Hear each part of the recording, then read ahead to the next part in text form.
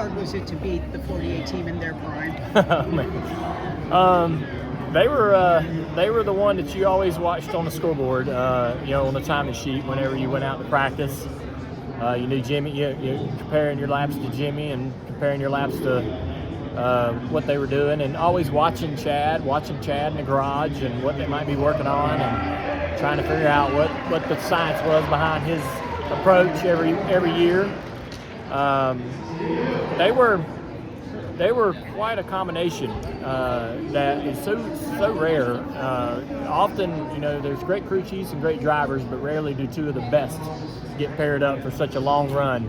And when Jimmie won the 5 in a row, when Jimmie and Chad won the 5 in a row, I thought that was all that, that was enough for everyone in the industry to recognize them as one of the greatest pairings, but also greatest crew chief, greatest driver to have ever come through the sport. So Mount Rushmore type stuff, without a doubt. It's been great to be able to get to know them better and become, to go over there and race with them and get in the same building with them and see exactly what makes them successful was a great thrill for me. So to be able to witness something like that so close and try to learn from it and try to utilize that to help yourself and get better. But becoming better friends with Jimmie was a great experience for me. He impacted my life in many good ways. Was a great influence on me outside of the race car. So he's a world-class individual, great ambassador for us in this sport, and deserves all the attention that he's going to get and has gotten this weekend. You kind of touched on it a little bit, but what do you think is the defining legacy for Jimmie and Chad together? Well, I think you could say that they were the best pairing of crew chief and driver that's ever been in this sport. I just don't, I know that there's some pretty compelling arguments for, Dale Inman and Richard Petty and guys like that, but just any driver in the field would have loved to have worked with Chad. Every driver in the field would have loved to have known, what his approach was and what are some of the things that he was doing to make his cars work.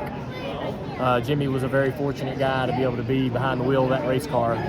But Jimmie went out there and got the job done and was a great, he was a non-controversial, didn't make mistakes off the racetrack, had a great personality, and did a great job all the way through. And he's still today a big asset to the industry and big asset to the sport as an owner and behind the wheel.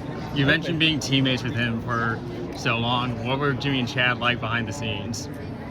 Chad was always very difficult he had a very tough exterior, and he's really difficult to become close to, and he was very focused. There was never really any time to joke around with him.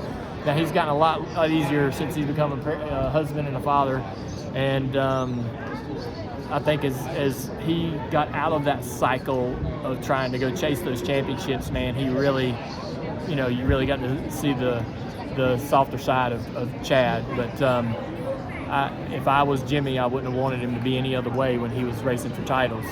You think Jimmie will be more popular the second time around since he's going back and getting into I will say, once you're a Hall of Famer, everybody becomes a fan. Even the people that never pull for you during your career, it's a weird transition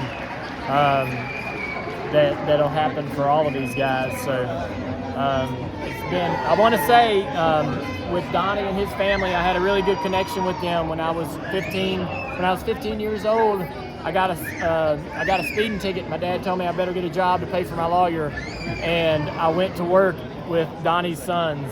They were the ones that were tasked to build the Legends cars before 600 racing became a thing.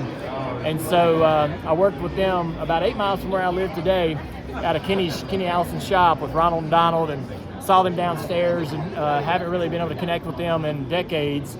So got a really cool connection with Donnie's family and his sons. They taught me a lot as a 15-year-old about racing and working on cars and what it took to be successful. So they had a huge impact on my career.